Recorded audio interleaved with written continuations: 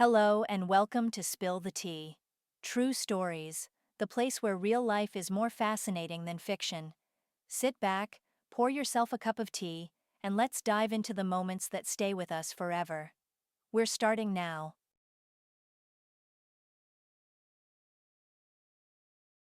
The air was filled with an aroma that people commonly call luxury.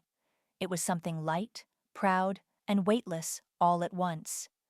In the captivating scent, skilled perfumers had blended warm wood, vanilla, and a pinch of tropical flowers. Achieving such a fragrance at home is somehow impossible. It's the scent of good hotels, expensive restaurants, or brand-name stores. I could just sit here forever in this armchair, Carla sighed dreamily, examining the bubbles in her glass of champagne. Moments like these make you start believing the world revolves around you. I don't know about the whole world, but that sales associate certainly does, Nikki nodded towards the boutique employee. Meanwhile, the employee glided over to the friends, carrying several dresses. I'm going to try them on. Carla placed her glass of leftover champagne on the table and disappeared into the fitting room. The obliging employee kindly held the hem of her own skirt, just to please the client. When is the celebration? Nikki asked, crossing her legs. Oh, in just a couple of days, came the reply from behind the curtain. Some friend of Greg's proposed to his lady, and they decided to celebrate it officially. You know, like in Europe. There'll be a cocktail party, fireworks, musicians. He rented a cool villa outside the city with a pool and a garden just for this occasion. Anyway, I want to show up there with Greg looking my absolute best. I wish I lived like that, Nikki sighed, finishing her champagne. If the engagement cost this much, what will the wedding be like? Carla slid the curtain open with a clang and emerged from the fitting room in a sequined dress with an open back. The sales associate immediately began praising the girl's choice. Nikki critically assessed her friend and frowned. There were still plenty of dresses hanging on the rack. There was absolutely no need to rush. After 2 more glasses of champagne, the friends finally left the shopping center with their purchase and headed to the parking lot to wait for a taxi. Carla had married a promising man about 6 months ago. Greg was the director of a prestigious car dealership. Carla wasn't at all shy about telling her friends how she'd stolen her husband from a frumpy nurse. As soon as they legalized their relationship, Carla herself quit her job and started planning schemes for a small personal business. She wasn't ashamed of her actions. She believed she had simply taken from a nobody what had somehow, for some inexplicable reason, ended up next to him.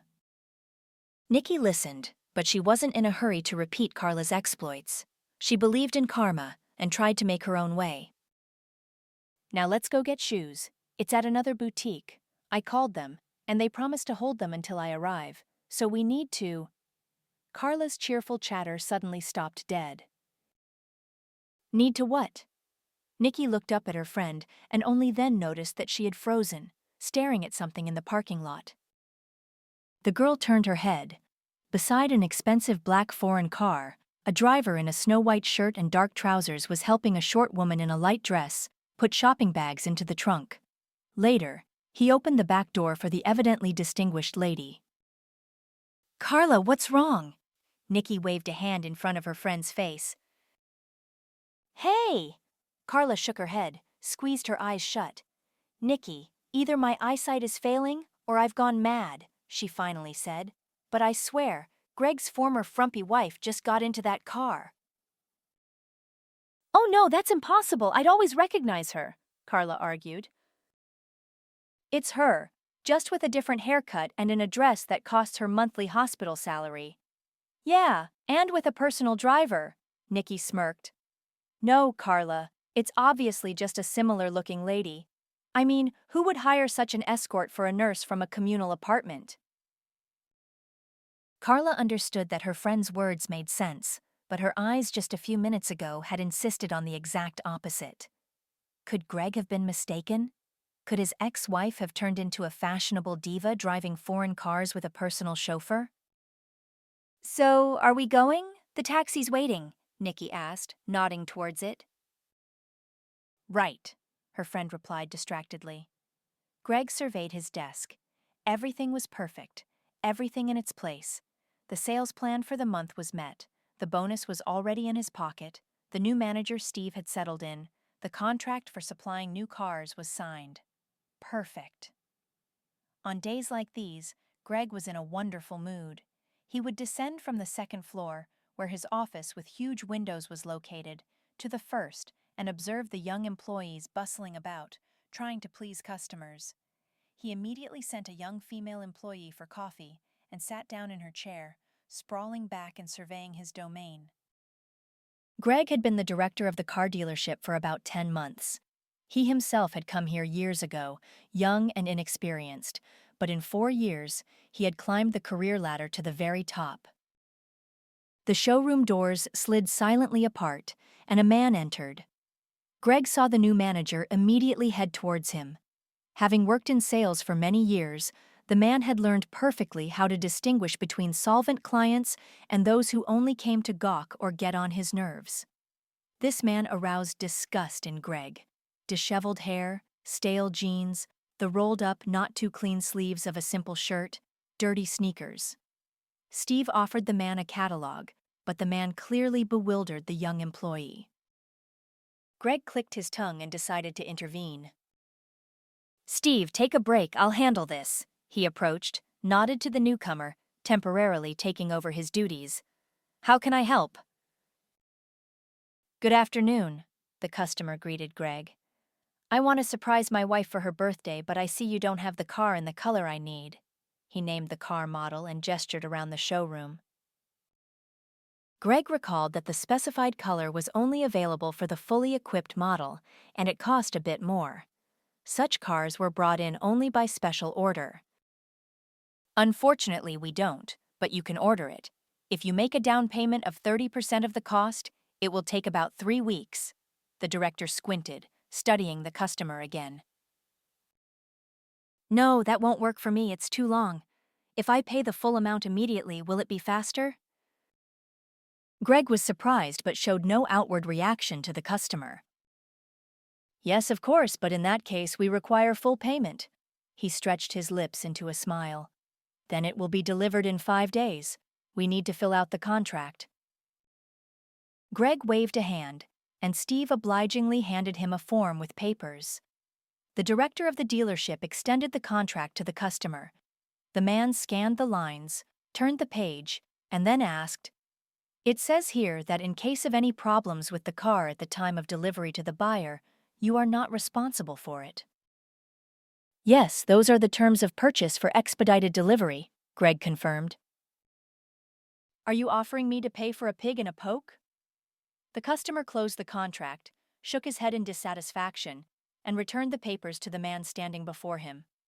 "Thank you, but I'll look for a gift for my wife elsewhere. Good day." He turned and headed for the exit. Greg rolled his eyes and, clearly thinking he wasn't heard, muttered, "They come from their provinces." The man froze for a moment at the door, but then left the car dealership building. "Remember this, Steve." Greg shoved the unnecessary contract into the employee's hands. "Don't even waste your time on people like this. They have no money, but their demands are sky high. And call the cleaner or something so she can wash the floor here after him." That evening, Greg picked up his wife. Carla and Nikki had spent the whole day together preparing for the upcoming social event. They had chatted, laughed, and bought tons of stuff. The couple's favorite pastime was gossiping about acquaintances. "I swear on my new shoes that was your ex-wife," his wife stated confidently. Greg listened with interest but winced and casually dismissed it. Where would she get money for shopping sprees and business-class taxis? Give me a break. I won the apartment in court. That kind of chicken definitely won't fly up to chief physician. All she has left is a communal hovel and a suitcase of old junk. "What if she got an inheritance?" Carla suggested. "Did you see her folks in Zarechi? Her mother and father live in a 1-bedroom apartment on the outskirts of the city. Her grandmother signed over her room to her when she was 15. They haven't thought about their niece in ages. Anyway, it definitely wasn't Sarah. Relax." Carla leaned back in her seat with a sense of satisfaction. Her husband's words calmed her. The thought that his ex-wife, whom she considered a nobody, could afford to buy shoes in boutiques had stung her. No, she can't. End of story. Greg, why did you even get involved with her? Couldn't you find anyone better? Carla giggled. I was young and foolish, the man replied in the same tone. Didn't really know much about women. As he spoke, Greg took Carla's hand and kissed her knuckles. Well, anyway, I'm sure my eyes played tricks on me in the parking lot today, Carla concluded. And how was your day? She asked, snuggling up to her husband. A penniless, sloppy pain in the neck came into the dealership after lunch, Greg began. Often, for some reason, life brings together people who are completely wrong for each other, and this is only clearly visible from the outside. The lovers themselves do not notice that their views on literally everything around them are very different, that friction and arguments arise more and more often, that more and more is left unspoken, and that the person you once seemed to love sinks lower and lower on the ladder of priorities. Sarah and Greg met at a mutual friend's wedding. That evening, the 29-year-old nurse fell in love with the groom's attractive 30-year-old friend. They danced a lot, chatted, drank, and spent the entire evening together. And they left the celebration together. At that time, both young people were single, tipsy, and couldn't resist spending the night together. A month later, Sarah realized she was pregnant. The news hit Greg like a ton of bricks. At that time, he was working in a small private bicycle shop and was completely unprepared for a child. But his gentleman's honor prevailed, and the man asked Sarah to marry him. The wedding was rushed, without much preparation. However, the parents on each side had a surprise ready anyway. This surprise was almost enough to buy a brand-new, spacious two-bedroom apartment. True, the young couple took out a loan for the remaining part, but that was such a minor detail, as neither of the future parents had their own good housing. Greg was renting a modest one-bedroom. Sarah lived in a communal apartment she had inherited from her grandmother. In short, they weren't exactly living the high life. It wasn't easy for either of them to change their accustomed single life for family life. But Sarah loved Greg blindly, and because of that, she forgave him his sharpness, his harsh words, and his broken promises. Providence had its own plans for this union. In the 4th month of her pregnancy, Sarah lost the baby. The woman herself was revived and spent about a week in the hospital, but no one ever gave a clear reason for the tragedy. Although the girl herself dreamed of becoming a mother and cried bitterly into her hospital pillow at night. Greg, however, didn't seem too upset. On the contrary, he breathed a sigh of relief. After all, he had other plans. There will be more children, Sarah said as she and her husband sat down for dinner. My dear, what children are you talking about now? You almost killed the first one, and you want more. Greg worked diligently with his fork, not looking at the woman. Let's live a little. Wait, get on our feet. You should get checked out. Sarah nodded sadly. She decided to obey, because her husband was right. You can't just blindly jump into the deep end like a cat. You need to calm down. 2 years flew by under this pretense. Greg was perfectly content. He had a working, convenient wife, and he could throw all his energy into building his career. So, after browsing car dealerships, he realized that people who came to buy cars were not poor. This meant he could earn significantly more. He just had to give it his all. And Greg gave it his all as best he could. First, he was made a senior manager, then later, a deputy director. That's when the man started looking at Sarah with a certain disgust. After all, a dreary apartment always awaited him at home. Sarah hadn't even changed her haircut once in the past 5 years. All she knew was complaining about hospital matters and her children. She'd been running to doctors for years, and in free medicine, even with connections, nothing happens quickly. He was fed up. In the evenings, the man didn't even want to share a bed with his wife. Meanwhile, Greg started earning well. He bought himself a solid foreign car, and his suits got more expensive, his gadgets better. He quickly paid off the apartment loan, and girls started giving him unambiguous signs of attention. Seeing these achievements, with such a halo of success, his wife, with her melancholic and suffering mood, just didn't fit. In the end, Greg started an affair with Carla, a pretty woman working nearby in an insurance company office. He didn't have to hide their relationship, which had almost become fully fledged. Carla wasn't bothered that her chosen man was married. She saw the disgust and contempt with which Greg spoke about his wife, and she herself had seen her photos more than once, either on social media or somewhere else. Boring, in a cheap sweater, with a perpetual ponytail and a round face. Pitiful and plain. He didn't have to specifically ask for a divorce. As soon as Greg learned that he was being considered for the position of director of the car dealership, he realized that Sarah, with her complaining and dullness, had to remain in the past. He filed for divorce himself. His shocked wife looked at him with tear-filled eyes, not understanding. "Why, Greg? Why are you taking revenge on me?" "What? Revenge? You're a mistake, a hospital moth. What can you give me? Nothing. You can't have children, you can't take care of yourself. Conclusion: you're as gray as a moth yourself. Ugh, find someone on your level. I don't need a woman like that, and don't bother explaining yourself anymore." Greg started packing his things. Sarah cried quietly while he ran from the closet to the dresser. She didn't fully understand what was happening until the end. She only understood when her ex-husband coldly won the apartment in court and ordered her to take her things from the half-empty, once-loved apartment and pay the price by moving back to her grandmother's communal apartment. There wasn't enough room at her parents' place without her. So, in just a few weeks, Sarah transformed from a married woman into a plain, abandoned woman from a communal apartment. "Well, here we are." She stood before the door of her room, holding a suitcase in one hand and a cat carrier in the other. "Now everything will be like it used to be." Whiskers the cat rubbed his cheek against the carrier bars, showing that it didn't matter to him where he lived, as long as he was with his beloved mistress. Stepping into the space of her past home, Sarah felt as if those years of marriage hadn't happened, as if there hadn't been a lost child, a divorce, and all the pain Greg had caused her. The lilac curtains still fluttered cheerfully at the window. The spout of a teapot from her grandmother's set peeked out from the sideboard. Sarah sat down on the sofa, leaned back, and closed her eyes, listening to herself. She needed to gather her strength and start life anew.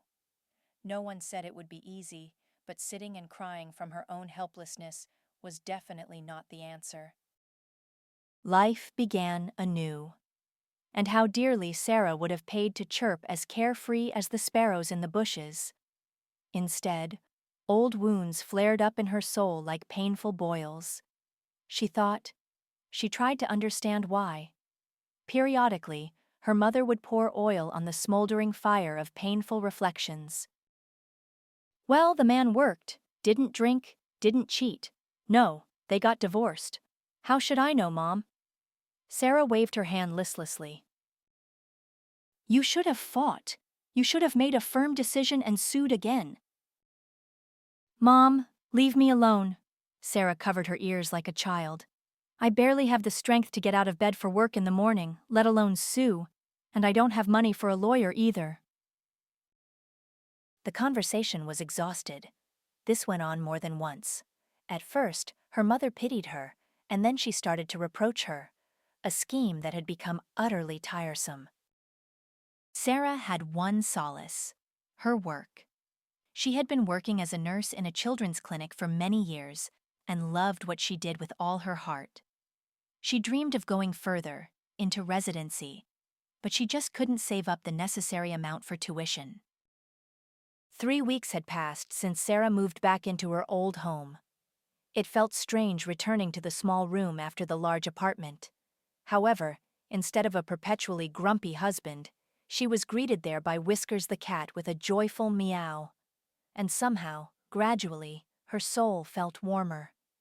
The evening light of the setting day gently stroked the walls, leaving long shadows, and lit up the windows with a fiery reflection. One evening came to mind. Sarah was returning home from work. She had stayed late with paperwork. To clear her head a bit, she decided to walk. As luck would have it, the path led past the car dealership where her ex-husband worked. To avoid disturbing her memory, to avoid ruining her mood, Sarah turned in another direction, further away. This made the path longer, but she could avoid feeling upset. She usually liked to stroll, looking at the passing cars, shop windows, clouds in the sky, birds on wires, dogs sleeping in the shade. And today, Sarah was looking around, moving forward step by step. And suddenly, her gaze fell upon something that didn't fit the evening tranquility.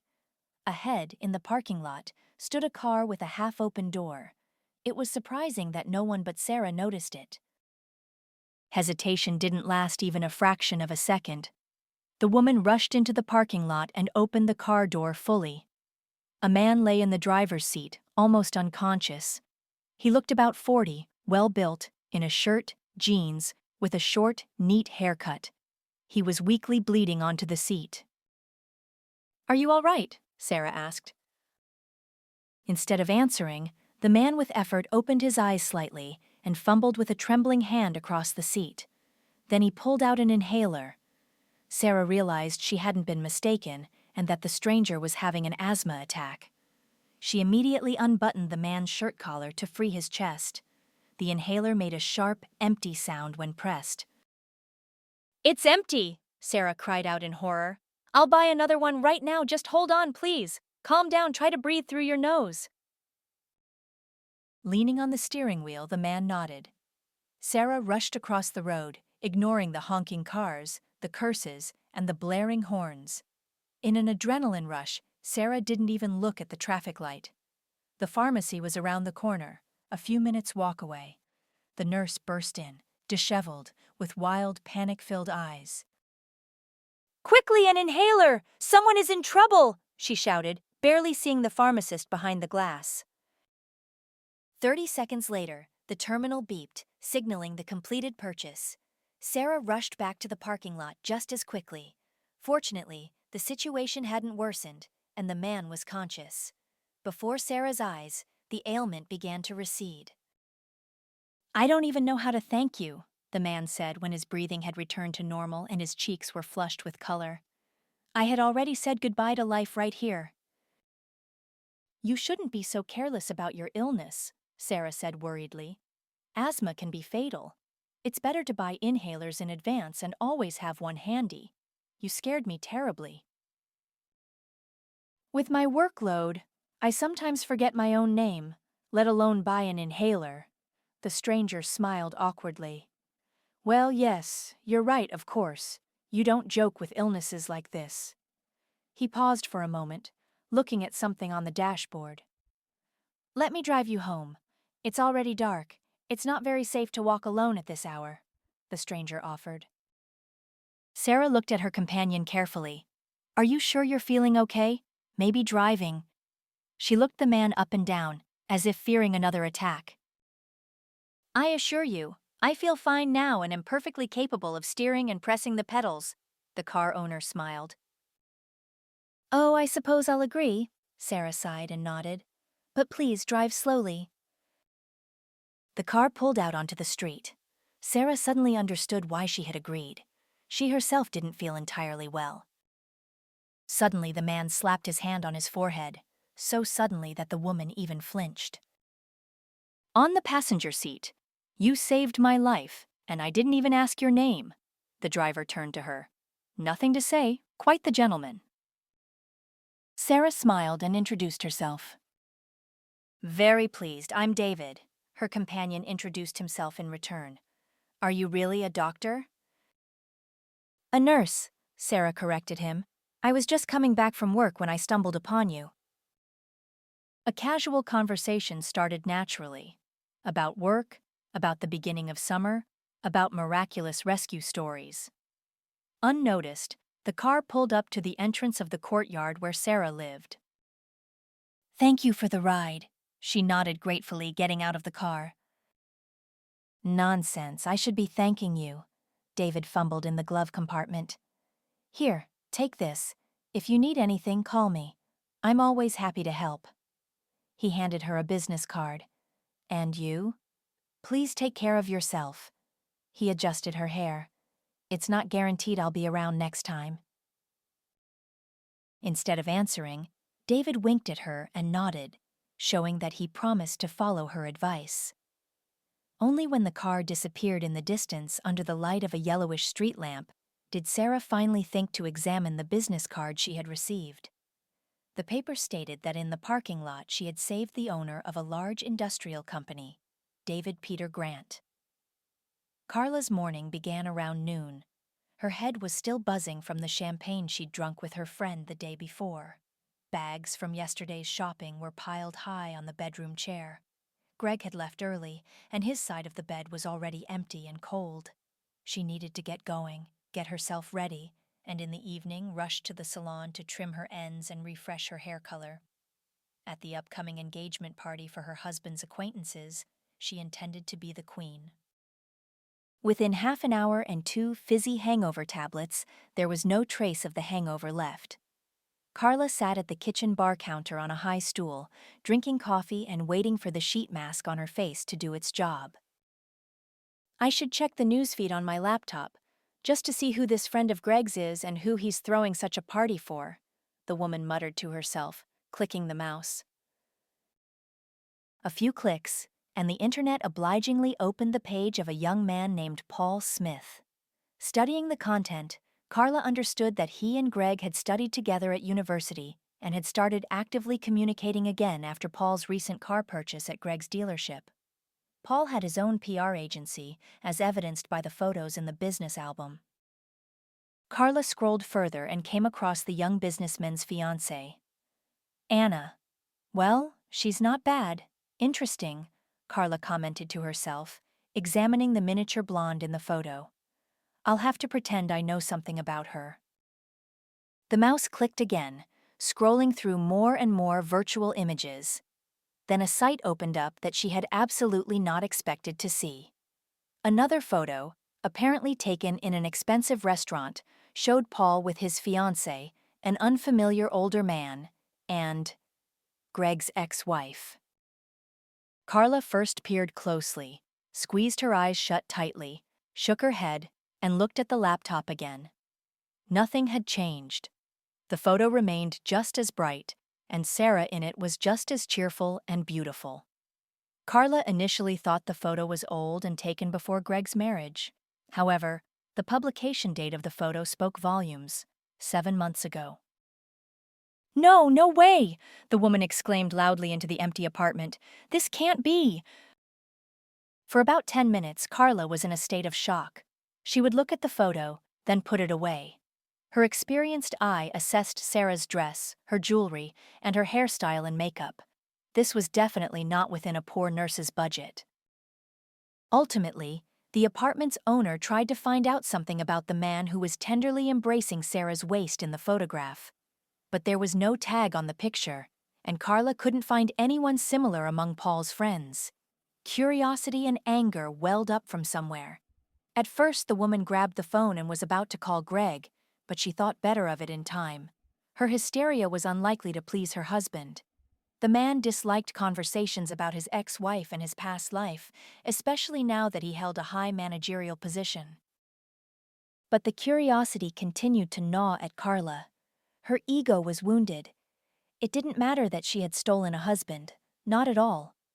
But looking worse than yesterday's frumpy woman, a former insurance worker, was truly terrifying. A small, freckled boy sat on his grandmother's lap, listening as she quietly read him fairy tales from a bright book. This touching scene unfolded right in the clinic corridor. Children in the waiting room were fussy, but the grandmother and grandson seemed not to notice any of it, sitting in a corner on a worn couch, lost in their magical world. "Sarah, are you here?" someone called from behind. Having been lost in thought, the woman instantly shook off the blissful drowsiness that had come over her. "Are you all right?" Her colleague Irene peered into Sarah's face. Yes, sorry," The woman finally chased away her dreamy mood and turned to her companion. "Did you need something?" "Yes." Irene shook her head irritably. "My husband's on the phone. We're buying last-minute tickets. Absolutely no time to wait. And Mrs. Peterson urgently needs a medical chart. I can't find it. The reception said some of the shelves haven't been sorted after the rearrangement, and they're in the storage room downstairs, near the trauma center. As a favor, Sarah, help me out. Find that cursed chart for Mrs. Peterson." Irene shoved a piece of paper with a surname on it into her hand and made a pleading face. "Okay, but you have to treat me to candy afterward," Sarah agreed. "I'm on break anyway." Irene beamed and happily flitted away, discussing something animatedly on the phone. Sarah decided not to waste time at the reception and went straight to look for the medical chart in the hospital storage room. The trauma center was on the first floor, but had a separate entrance. Sarah quickly circled the building and found herself near the trauma center, where the reception room was on one side and the X-ray room on the other. The corridor wasn't empty. There were several people waiting to be seen. A high school boy with a cast on his arm, a man around 40 pressing ice to his left palm. Sarah walked past and was already reaching for the storage room door when she heard a familiar voice behind her. "Ethan, your hand's almost white. Take the ice off, or the doctor will think you have frostbite, not a fracture." The woman turned around and met the eyes of the speaker. "Sarah, is it really you?" David rose from his chair, surprised and joyful. "It hasn't even been a couple of days. It's a small world." The nurse laughed. "How did you end up here? I hope the inhaler isn't involved?" A pleasant warmth spread through her heart. Meeting David the last time had left her with a nice feeling. It's like finding a long-lost but cherished item. "Oh no, not at all. My son was swinging his arms around at soccer practice yesterday evening and swung them so much that he seems to have broken his fingers on the metal goal." David ruffled the hair of the boy holding the ice pack. "We first went to the private clinic where we always get school certificates, but it turns out their X-ray machine is broken. They gave us a referral here. So, well, here we are, waiting." "Oh, I hope he recovers quickly." Sarah smiled at the boy. "So, what are you waiting for? Let me ask if they can see you without waiting." No, we'll wait," David stopped her. "You've already done too much for me not long ago. Ethan is a real man now. He can wait. He's not a baby." He looked at his son, who in response puffed out his cheeks and furrowed his brows. Sarah smiled. "It was nice to see you, but work is waiting," she shrugged apologetically. She was about to leave when David stopped her. "Sarah, would you mind? Well, I'd like to invite you to dinner tomorrow," the man blurted out. Sarah's cheeks somehow flushed. "Okay," she forced a casual tone. "What time and where?" "At 7 o'clock. Let's meet at the main entrance of Central Park, and we'll decide there," David replied. "All right, well, see you then." Sarah awkwardly extended her hand for a goodbye handshake. "See you tomorrow." David also somewhat awkwardly, but gently, shook it. The medical chart for the needed patient was found surprisingly quickly. Sarah tried hard to focus on work, but her heart kept singing and singing. The woman wasn't building any castles in the air, but she understood that men don't invite you to dinner just out of politeness. David liked her, and she liked him. Coming out of the storage room 15 minutes later, Sarah saw that David and his son were still waiting in the corridor. She lowered her head and carefully slipped into the trauma doctor's office anyway. "Dr. Adams," Sarah addressed the elderly doctor.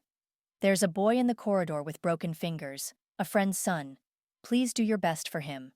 I'll thank you. I won't forget." "Sarah, why didn't you say something?" The doctor looked up from his papers and waved a hand. "Of course we will. Call them in." Sarah went out and nodded towards the door for David and Ethan. The man gave her a grateful look and hurried into the office with his son. "What a strangely wonderful day," Sarah said to herself when she was back outside. It seemed to her that the sun was shining brighter, the flowers in the hospital flower bed were more lush, and the air suddenly smelled of hope and pleasant anticipation. That summer evening on the restaurant terrace by the park pond, Sarah learned that the gentle man was a 30-year-old widower, raising his son alone. Sarah felt uncomfortable asking her new suitor about his work, and he himself didn't tell Sarah for a long time that he managed a huge enterprise. Although the woman understood that she was being courted by someone far from being a student boy, she didn't fully realize how wealthy David was. But it didn't matter to her, because next to him, she felt like she was floating. Ethan didn't accept her right away, but when he did, Sarah felt that her dreams of having children had suddenly come true. She enjoyed walking with the boy, holding his hand, buying sweets, praising him, or telling him stories. David would just smile quietly at such moments, watching how quickly the people dear to him got along. 4 months flew by like this. Despite her beloved's persuasion, Sarah didn't agree to move into his luxurious apartment, although she often stayed over. David spoiled her with gifts, gave her flowers. But having been burned once, Sarah was still somewhere in her soul afraid of completely losing her personal space. But when David proposed to her in a restaurant, right on his cousin's birthday, Sarah finally melted. With tears in her eyes, she said, "Yes." There were many congratulations, photos for memory, but the happy woman's eyes shone brighter than any jewelry. "How can I lose the one who saved my life but stole my heart?" David whispered in her ear as they danced in the dim light of the banquet hall. In winter, a quiet but luxurious wedding took place, attended only by the closest people. After that, David took his wife to the Azure Coast, leaving his son in his grandmother's care. Sarah secretly couldn't believe she could be so lucky, as if she had stepped into a fairy tale. The superstitious woman cherished her new happiness dearly and didn't tell anyone many details. Although she was questioned by friends, her mother, and former colleagues from work. And why former? David helped her get a job at a prestigious private children's clinic, where the pay was better and the attitude was better. At first, he wanted his wife to focus on the house and herself, but Sarah protested. She loved her calling and wasn't going to give it up. In the end, her husband paid for her residency so she could achieve greater results in her career. Sarah sold the communal apartment she had before marriage and put the money in the bank to earn interest, as her husband advised. And the cat lived with Greg, Max, and their family, a friendly and happy family. For a long time, Sarah didn't want to tell David about her first marriage. It was awkward, painful, and for some reason, shameful. A chance happened. One evening, the couple was returning home and half listening to the radio in the car. The announcer was enthusiastically telling listeners the news that a gang that had been taking apartments from elderly people through various schemes had finally been caught in the city. "Well, they're taking the last from the elderly," Sarah sighed, and then, not fully realizing what she was doing, she said, "How I sympathize with the poor old people. I was almost in the same situation myself." "Someone sued you for your apartment?" A surprised David even turned to his wife. "And you kept silent?" "Well, it was my ex-husband," Sarah stammered. "They helped us. Anyway, he got the apartment alone." By law, the property should have been divided equally. Strange, very strange. In any case, I was unhappy in that apartment and was even glad to get rid of it. Sarah forced a smile, eager to close the topic. David was silent for a moment, then asked about plans for the upcoming weekend. "One less problem." Her husband smoothed his mustache. He always strived to do everything honestly and openly. That's how he conducted business, how he interacted with partners, how he raised his son. And what had happened in his wife's life, even before he came along, made David's gut churn and prompted him to get to the bottom of the truth. "What was I saying? You asked about the weekend," the man recalled. "Why don't you go shopping, maybe buy a new dress?" Sarah turned to her husband and stared at him in disbelief. David loved her. He was a caring and attentive husband. but something like this, sending her shopping himself. "Oh, you're being secretive," she squinted slightly. "I am," David laughed, deliberately mispronouncing the word, my perceptive one. "Are we going somewhere?" Sarah guessed. "Yes," the man confirmed. "Paul finally asked his lady to marry him. He wants to throw a party in 2 weeks. We're invited, of course, although I'd gladly just go to a bar with him rather than pretend to have social manners all evening." "Hey, why didn't we have an engagement party?" Sarah joked. David looked at her as if the woman had just thrown a wad of cash out the window. "Because we're not crazy about TV shows like Paul's future wife. I bet she'll throw dinner parties and parties for any reason. Bought a new sofa, gotta invite guests, got a dog, open the champagne, hung a painting, launch fireworks." David got worked up. Sarah couldn't help but burst out laughing. "What a grump," she said, wiping tears from her eyes. "What if it's fun and you like it?" "I hope so," the man agreed peaceably. "Well, you have to be my star at that party anyway. So this weekend I'll call Victor, take him for the whole day. Let him drive you around the shopping centers and help you carry purchases." "I'll probably never get used to this," Sarah murmured. "I can't accompany you on shopping trips myself and I don't understand anything about it," David stroked her hand. "So let my trusted person be with you so I don't worry." All right, Sarah agreed. She still felt awkward about so much care and was shy about going into brand-name boutiques. However, her husband's confident voice and support were gradually helping her overcome this problem. Time moved forward, and there was less and less time until the planned evening. David's business increased during the warm season as field work began and farmers started buying agricultural machinery. The man tried to appear at the enterprise and in the huge sales pavilion daily. The phone rang constantly. Sometimes he needed to go to the bank, sometimes meet with suppliers of assembly machines, sometimes control purchases, sometimes sign papers. In such a rush, David almost forgot that Sarah's birthday would be just 1 day after his cousin's engagement party. The man had long ago decided that his wife should have her own car, as it wasn't always possible to call Victor. David spent a long time choosing a car model for his wife, comparing and evaluating. In the end, he chose one, but he just couldn't break away to make the actual purchase. And when he looked at the calendar and realized he might not make it at all and completely mess up, he decided to combine business with pleasure. That day, representatives from the development and manufacturing plant were at the factory. When the materials were finally filmed and the interviews conducted, it was around 3 in the afternoon. Figuring there was nothing else to do, all that remained was to wait patiently and be careful on the road. The car ahead went to overtake a slowly chugging truck. David was about to follow suit, but some inner intuitive feeling stopped him. And as it turned out, not in vain. Out of nowhere, a Kamaz truck appeared in the oncoming lane. The car that had gone to overtake swerved, trying to get back into its lane, but one wheel went onto the shoulder. It spun and was pulled into the ditch. The truck screeched to a halt. David himself was already slowing down, simultaneously looking at the damaged car. By some miracle, it didn't flip over on the steep slope and left deep ruts in the ground from its wheels, testifying to the driver's desperate attempts to save himself. David, without losing a second, hurried to the car. The truck driver hurried after him. "Are you alive?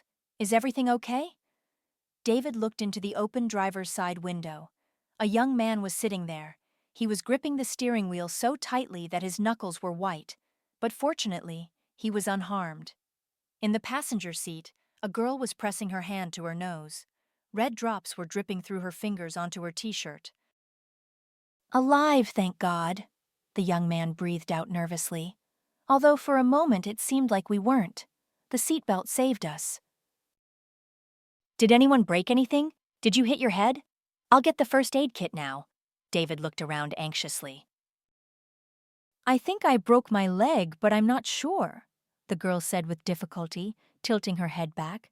"I hit the dashboard with my face." David made sure the couple didn't have serious injuries and hurried back to his car. Meanwhile, the truck driver also approached the car, asked the driver something, and inspected the hood from underneath. While David was helping the passenger treat the scrapes on her cheek, the driver of the damaged car and the older truck driver were attaching a tow rope. "We'll pull your beauty out now."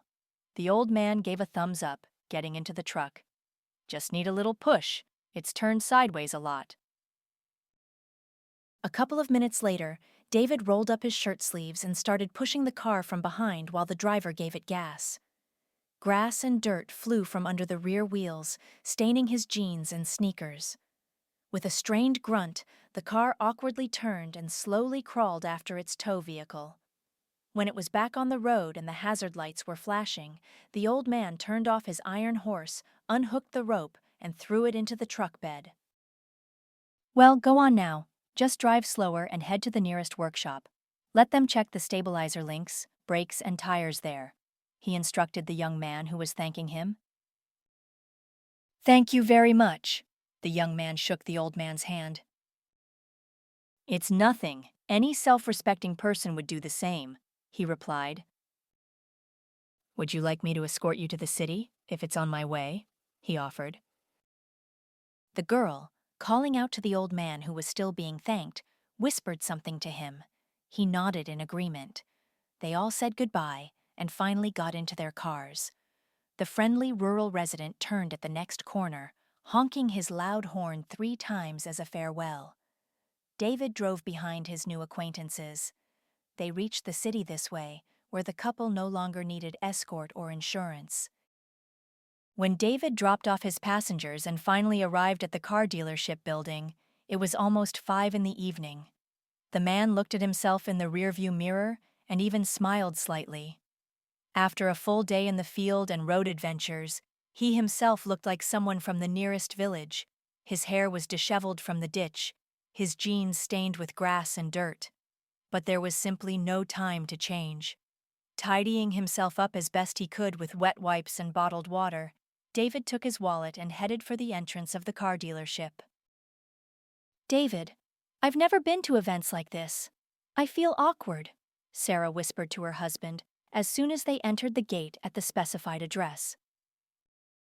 The country villa where the party was held truly looked like something out of a foreign film. White walls with stained glass windows, 2 floors, a well-kept yard with various plants and white stone paths, a small garden, a lit swimming pool around which several tables with food and drinks were arranged buffet-style. Nearby, DJ equipment was piled up. Twinkling garlands of lights and lanterns stretched throughout the territory, illuminating every corner. Guests who had already arrived stood here and there with glasses of champagne in their hands, chatting. Laughter could be heard. Men in trousers or jeans and shirts, ladies in evening gowns and heels. "You look better than anyone here. Stop it." David took his wife's hand and pointed to her reflection in the window glass. From there, a slender, petite brunette with a beautiful, slightly messy bun looked back at him, dressed in a fitted white dress with straps and bright emerald pumps, complemented by a clutch bag with embroidery of the same color. She looked at her husband gratefully and smiled. Together, they headed towards the pool, where most of the guests were. "You're late," Paul smiled warmly and hugged them. "Sarah, you look gorgeous." Paul's fiancée, Anna, appeared next to him. "Give me your hairdresser's number later." Their casual small talk was interrupted by a guest who approached Paul from behind. He turned around, replied something, and then addressed David and Sarah again. "By the way, I've been wanting to introduce you to my cousin, this guy's university friend." Paul stepped aside, letting the approaching guests through. Sarah gasped and grabbed her husband's elbow. He, in turn, raised his eyebrows in surprise. The greeting he was about to utter hung in the air, unspoken. "And this is my cousin David, owner of Sunrise Company, and his wife Sarah," Paul continued. Suddenly, his phone rang, and with a brief, "Excuse me," the host of the evening hurried aside to answer the call. Anna was immediately pulled away by a group of her girlfriends. When Paul returned a minute later, his guests were still standing there, staring at each other. "Did something happen while I was gone?" he asked. "I think we know each other," Greg replied grimly. He felt Carla frozen like a stone beside him and the thin glass in her fingers about to shatter from the tension. Greg recognized the demanding provincial customer in the guest standing before him and barely recognized his ex-wife in his companion. Carla pursed her lips. She saw that Sarah didn't look like a poor frump at all and felt that she had thoroughly messed up. After all, her worst fears had come true. Sarah's dress and shoes were more expensive and better quality, and the ring with an impressive stone on her ring finger spoke more eloquently than anything else. "Know each other? Wonderful! Then you'll definitely have something to talk about. The host needs me urgently. Have fun and don't hold back." Paul hurried away. "Well, lovely evening, isn't it?" David tried to break the tension. He understood who was before him but wasn't in a hurry to show it. "Simply magnificent," Carla hissed and kicked her husband in the wrist. He winced, shifting his weight from one foot to the other. The situation was becoming increasingly idiotic. Fortunately for all four of them, someone behind the group awkwardly bumped a garland of lanterns, and it fell onto a table, taking a dozen glasses with it. The sound of breaking glass was heard. Taking advantage of the confusion, Greg and Carla retreated to another part of the yard. "If you want to leave, David squeezed Sarah's hand. "No," the woman refused. "I'm not going to boost my ex-husband's ego." David kissed his wife on the cheek and led her towards the drinks table. Throughout the party, the couples kept their distance from each other and tried not to cross paths during games or while socializing with other guests. The party was lively, with dancing, prize drawings, karaoke, and lots of jokes. In the middle of the celebration, Paul and Anna announced that they were inviting all guests to the wedding as well. "Oh, it's so hot!" Sarah sat on the edge of a small fountain in the garden. "I never thought such expensive shoes could rub my foot like this. It hurts." David knelt before her and helped her take off her shoe. "Yeah, that's a nasty blister. Okay, I'll go get a bandage and some cold water, and you stay here for now." "I won't go far anyway. In one shoe," Sarah smiled and shrugged. The feeling of constraint after meeting Greg and his companion had almost left her. The woman relaxed, dipping her hand into the fountain basin. It was almost midnight, and the party was supposed to end soon with fireworks. "Relaxing?" Greg approached the fountain. "Let's say so." Sarah stared at him warily. "Why are you here? I thought it was clear we don't crave each other's company." Inside her, the usual knot tightened, cutting off memories from her soul, but the woman forced them away. "Oh, come on, Sarah," Greg smiled sickly and drunkenly. "We're equals now. Why be enemies?" "I don't think your wife would like that idea." Sarah nodded towards the main group of guests. "And I'm not going to ask her. I'm my own boss." Greg lifted his nose proudly. Sarah remained silent, just watching him with her eyes. Suddenly, she felt so disgusted and amused at the same time. What had she ever seen in this smug turkey that made her suffer all those nights after he left her? "Listen, let's forget old grievances." Greg came so close that Sarah felt physically uncomfortable and instinctively moved away. Fortunately, David was already hurrying towards them along the path. "What grievances are you talking about?" He stood so as to shield Sarah. "Maybe about you bribing the judge when dividing the joint apartment a year ago?" Greg stepped back and froze, as if he had been hit over the head with a dusty sack. And David handed his wife a glass of water with ice and continued. "Or perhaps about you and your employees needing to brush up on your sales ethics. About how to interact with clients who don't look like you. So what specific grievances were you hoping to discuss with my wife?" I'll go, excuse me," Greg mumbled. The alcohol he'd drunk had turned the narcissist into a weed. The former car dealership director, stumbling, hurried away. "What a pathetic scoundrel," David sighed. "You should have taken your rightful half of the apartment. I have a tested and very strong lawyer. He would tear someone like that to shreds." David, it's not necessary. Sarah placed her hand on his forearm. I don't want to get back into that swamp. Let him choke on that apartment, life will punish him itself. And how did you find out about everything? David sat down beside her, adjusting a few strands of hair that had come loose from Sarah's bun on her forehead. I told you I have a lawyer friend. He squinted mysteriously. He used his connections, talked to the right people, dug into the case, and showed me photos. I see, the woman said, looking sideways. And what was that nonsense about cars and sales ethics? Oh, that, David confessed. I was looking for a gift for your birthday. A gift? At a car dealership? Wait, don't tell me. Sarah stared at her husband in astonishment, grasping the meaning. Tomorrow, everything, tomorrow, David laughed, hugging his wife. Leave me at least a little chance for a surprise. Claps sounded above their heads, and the sky lit up with bright red and yellow splashes. Sarah watched the fireworks, and it seemed to her as if they were painting the night just for her. As if in those bright flashes, her old self had burned away, fearful, timid, and dependent on the opinion of a man who had never loved her. After a while, for Sarah's sake, David also said goodbye to Paul and his fiancée, thanking them for the warm reception. Her foot still ached from the uncomfortable shoe.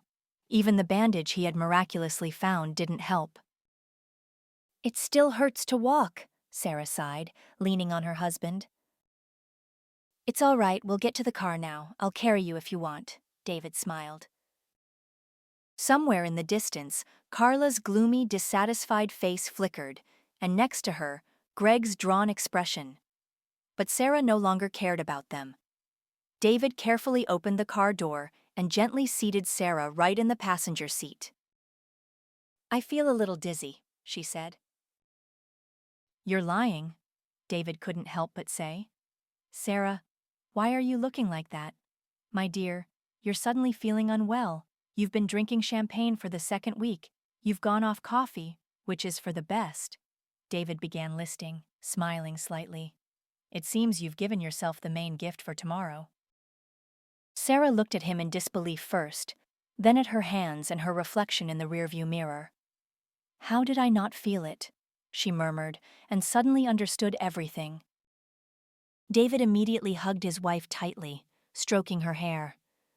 Let's go home, my joy, he said softly. The night city sped by outside the car window, somewhere serene and already asleep, and somewhere still noisy and bright. Sarah dozed off, resting her head on her husband's shoulder. But even in her sleep, a serene smile didn't leave her lips. Tomorrow would be a wonderful day. And after that, more and more. And every new dawn would be like this, when dreams slowly come true, and a beloved and loving person holds your hand.